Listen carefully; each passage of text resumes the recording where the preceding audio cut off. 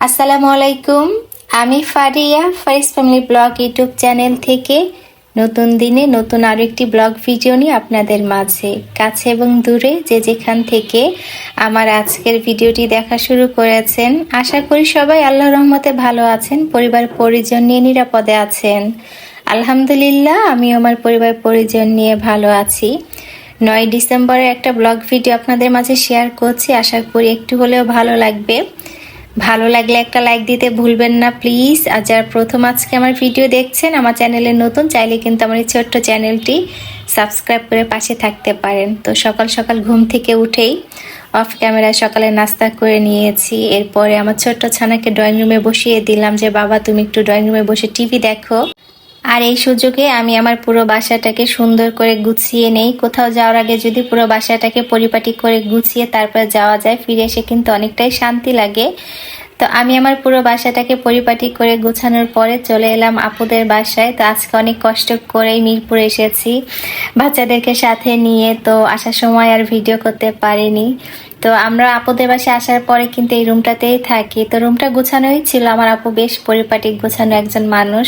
তো আসার পর আবার বাচ্চার একটু এলোমেলো করে, তো আমি আবার সুন্দর করে আমরা যে রুমে থাকবো সেই রুমটাও গুছিয়ে নিয়েছি। হঠাৎ করে যাওয়া আর কি।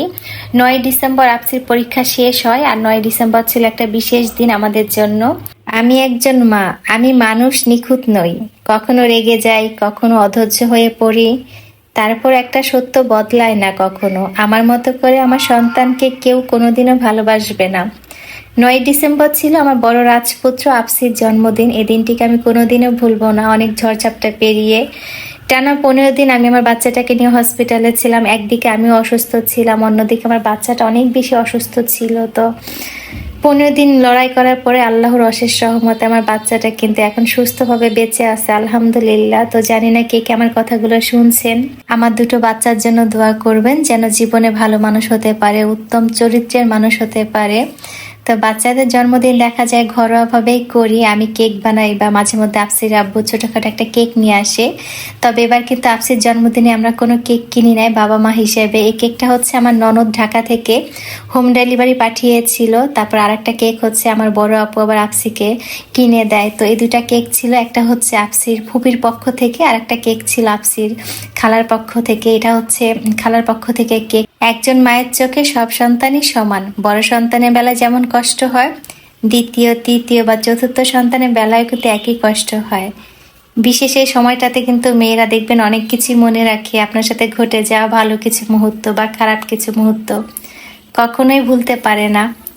অনেক কিছুই স্মৃতি হয়ে থেকে যায়, ভালো মন্দ। আমার বড় সন্তানের বেলায় আমার প্রেগনেন্সির জার্নিটা অনেক বেশি কঠিন ছিল আমার জন্য। শুরুর দিকে অসুস্থ হয়ে পড়ে, টাইফয়েড ধরা পড়ে, মাঝে মধ্যেই অনেক বেশি ঠান্ডা লেগে যেত, ঠিক মতো খাওয়া দাওয়া করতে পারতাম না, মাঝে মধ্যে একা একা ডাক্তারের কাছে যাওয়া, সব কিছু মিলিয়ে অনেক কঠিন একটা সময় পার করি।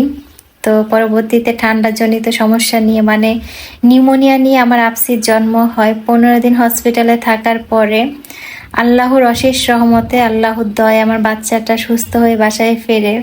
তারপর আমার বাচ্চাটার ওজন অনেক বেশি কম ছিল। তো সব কিছু মিলে আসলে আপসির সময়টা আমি কখনোই ভুলতে পারি না।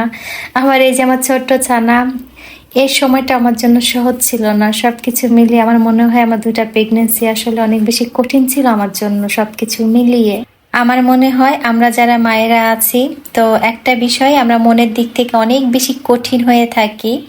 প্রেগনেন্সির জার্নিতে আমাদের সাথে কে কেমন ব্যবহার করেছে সেটা কিন্তু আমরা সারা জীবন মনে রাখি, চাইলেও ভুলতে পারি না।